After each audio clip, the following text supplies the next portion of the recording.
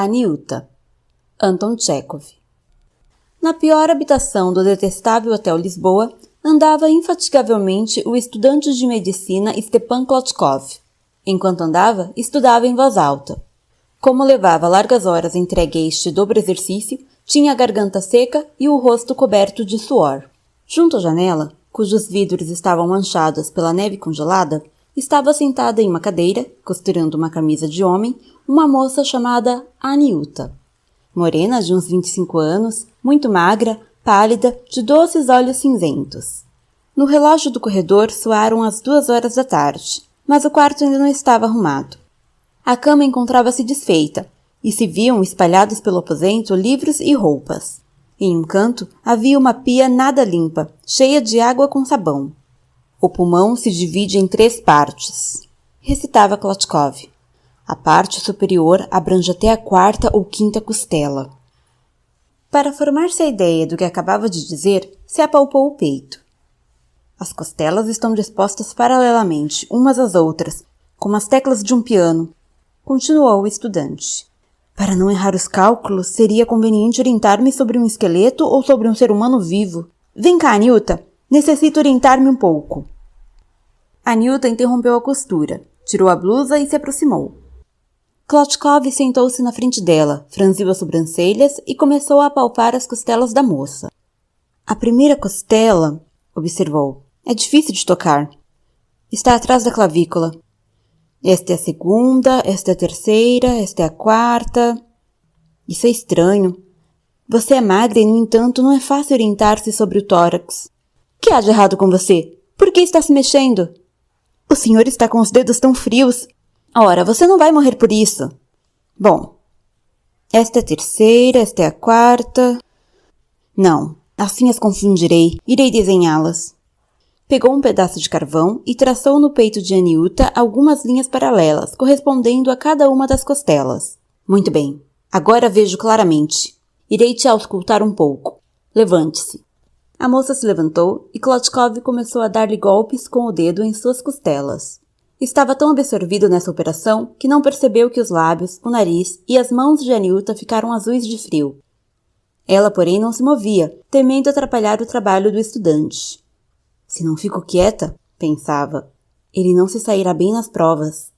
Sim, agora tudo está claro, disse ele, finalmente cessando de golpeá-la.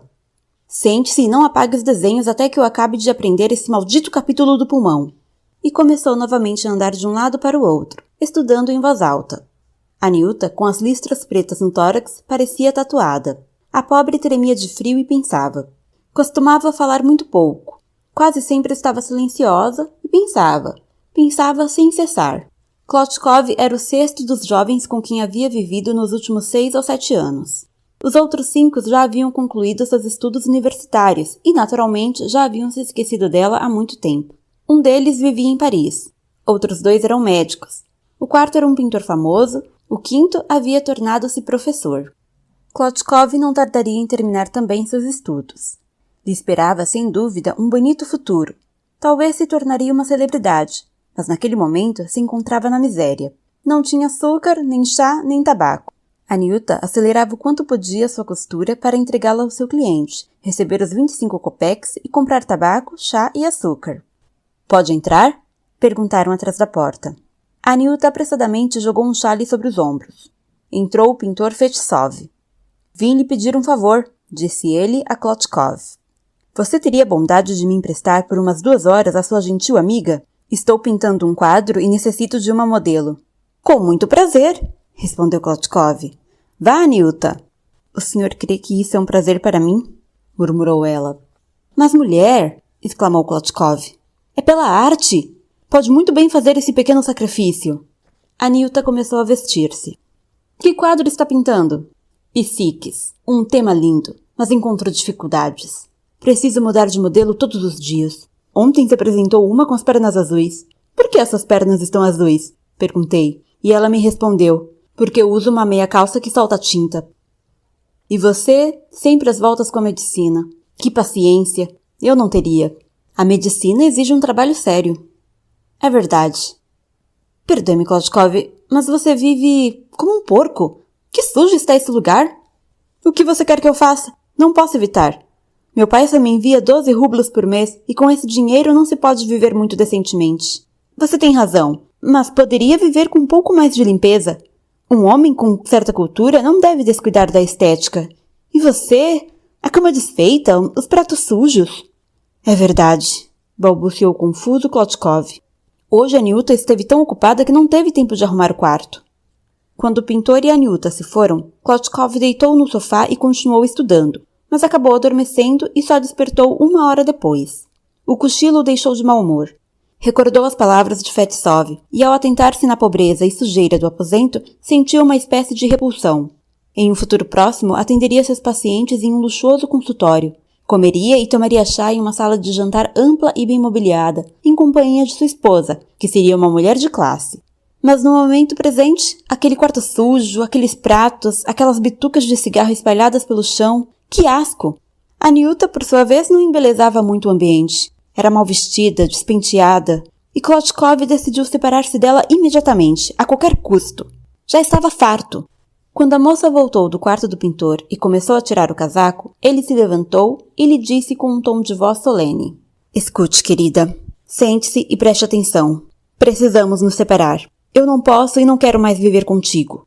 A Aniuta chegara do estúdio de Fetsov fatigada e nervosa. Ter ficado tanto tempo em pé acentuava a magreza e debilidade do seu rosto.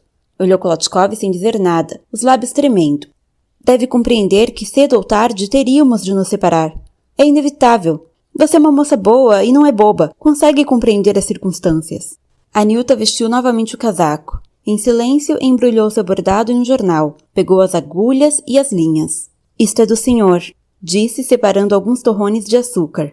E virou-se de costas para que Klotkov não a visse chorar. Mas por que está chorando? Perguntou o estudante. Depois de andar de um lado para o outro em silêncio durante 1 minuto, acrescentou com certo embaraço. Isso é engraçado. Você sabe perfeitamente que cedo ou tarde nossa separação seria inevitável. Não podemos viver juntos por toda a vida. Ela já estava pronta e se voltou para ele com um embrulho embaixo do braço, disposta a despedir-se. Klotkov sentiu pena dela. Poderia deixá-la ficar comigo por mais 1 semana, pensou ele. Sim, que fique. Dentro de 1 semana lhe direi para ir embora. E enfadado consigo mesmo por sua fragilidade, gritou em tom severo. Então, o que faz aí como uma estátua? Das duas uma. Ou vai embora, ou se não quer, tire o casaco e fique. Fique se quiser. A Aniuta tirou o casaco sem dizer uma palavra.